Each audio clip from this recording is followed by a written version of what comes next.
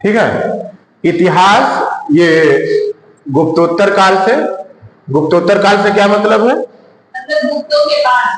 हाँ, मतलब कहां से शुरू हो जाएगा? हर्षवर्धन से। गुप्तोत्तर काल में जो महत्वपूर्ण है वो हर्षवर्धन ही है। ठीक है, इसलिए हम हर्षवर्धन से पढ़ रहे हैं, हर्षवर्धन या वर्धन साम्राज्य। ठीक है, तो 16 वर्ष की अवस्था में हर्षवर्धन राजगद्दी पर बैठा था। कितने अवस्था में? 16 वर्ष की अवस्था में हर्षवर्धन राजगद्दी पर बैठा था। राजगद्दी पर बैठा था। ठीक है, और हर्षवर्धन की गद्दी पर बैठना उपलब्धि भी हो सकती है, लेकिन ये मजबूरी भी कह सकते हैं। ठीक है, क्योंकि ऐसी परिस्थितियां उस समय थी कि हर्षवर्धन को भी राज्य संभालना था। ठीक है, 16 वर्ष की अवस्था में हर्षवर्धन राजगद्दी पर बैठा। उसने शिलादित्य की उपाधि धारण की। ठीक, किसकी उपाधि धारण की थी? शिलादित्य की। शिलादित्य की उपाधि धारण की।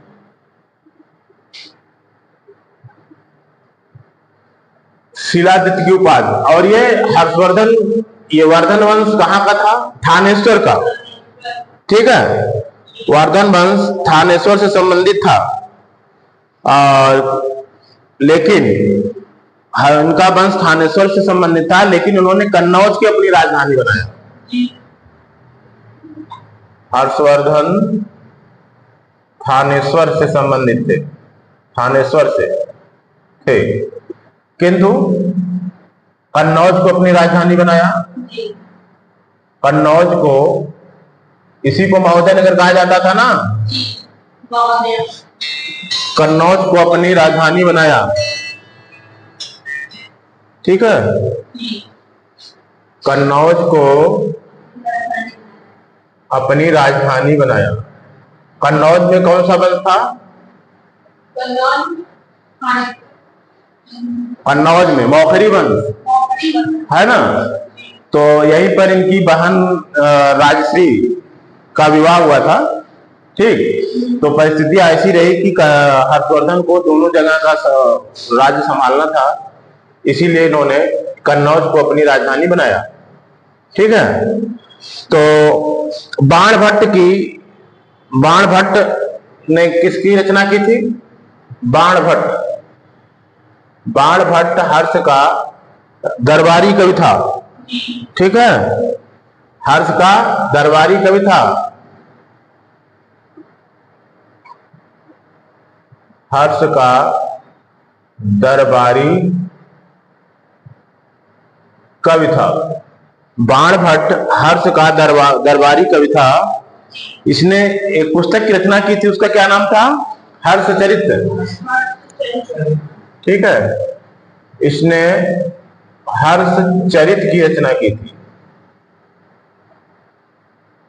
रचना की थी हर्षचरित की रचना किसने की थी? बाणभट्ट ने की थी। ठीक है, और हर्षवर्धन भी ऐसा नहीं था, वो भी पढ़ा लिखा व्यक्ति था, उसने भी रचनाएं की है। नागानंदा रत्नावली प्रियदर्शिका नामक नाटकों की रचना की है। नागानंदा रत्नावली प्रियदर्शिका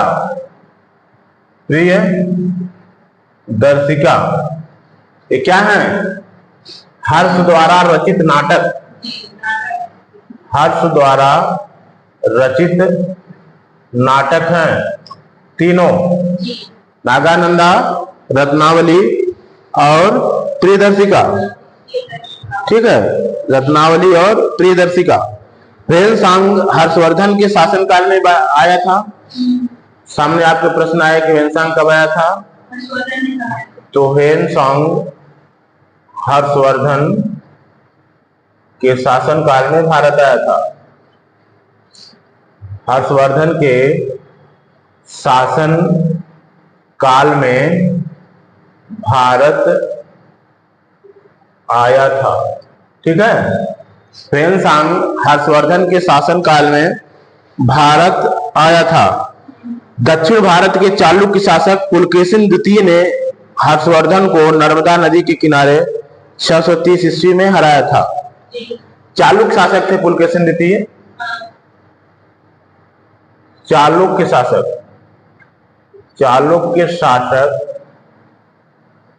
पुलकेशिन द्वितीय। पुलकेशिन द्वितीय पुलकेशिन द्वितीय ने हर्ष को कहां हराया था? हाँ, हर्ष को नर्मदा के तट पर, नर्मदा के तट पर कब हराया था? 630 ईस्वी में हराया था, है ना। नर्मदा के तट पर कब हराया था?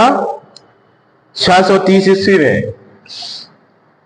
630 ईस्वी में हराया था। पुलकेशिन द्वितीय ने हराया था हर्ष को। ठीक है, हर्ष महान शासक था, फिर भी पुलकेशिन द्वितीय से हार गया था। इसके बाद हम पाल वंश को पढ़ते हैं। पाल वंश कहां का था?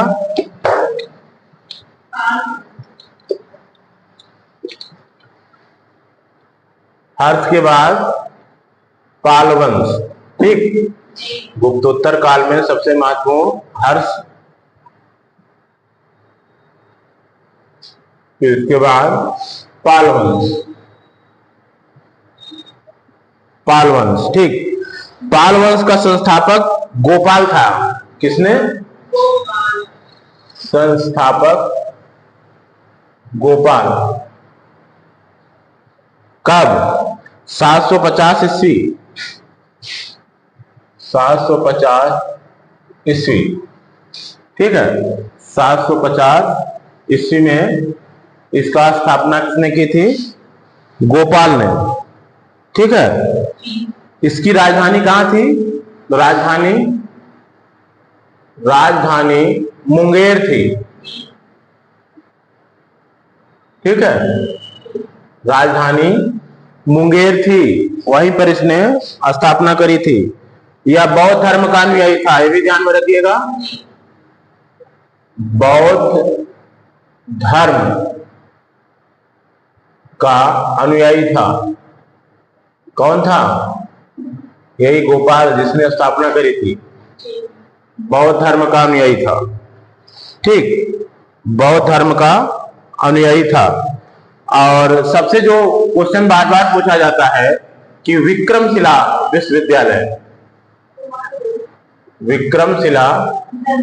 विश्वविद्यालय की स्थापना किसने कराई थी? की स्थापना, तो विक्रमशिला विश्वविद्यालय की स्थापना धर्मपाल ने कराई थी। किसने? धर्मपाल। इसी वंश के थे, पाल वंश के ही थे, धर्मपाल। ठीक, देवपाल इस वंश का सबसे शक्तिशाली शासक था। देवपाल इस वंश का सबसे शक्तिशाली शासक था। शक्तिशाली शासक था। ठीक, देवपाल इस वंश का सबसे शक्तिशाली शासक था। जावा के शैलेंद्र वंशी शासक बालपुत्र देव के अनुरोध पर देवपाल ने उसे नालंदा में एक बौद्ध विहार बनवाने के लिए 5 गांव दान दिए थे। देवपाल ने दान दिए थे 5 गांव। देवपाल ने दान दिए थे कितने? 5 गांव। 5 गांव दान दिए थे। किसको दिए थे? 5 गांव। जावा के शैलेंद्र वंशी शासक बालपुत्र देव को, जावा के शैलेंद्र वंशी शासक, शैलेंद्र वंशी शासक, शैलेंद्र वंशी शासक कौन? बालपुत्र देव, बालपुत्र,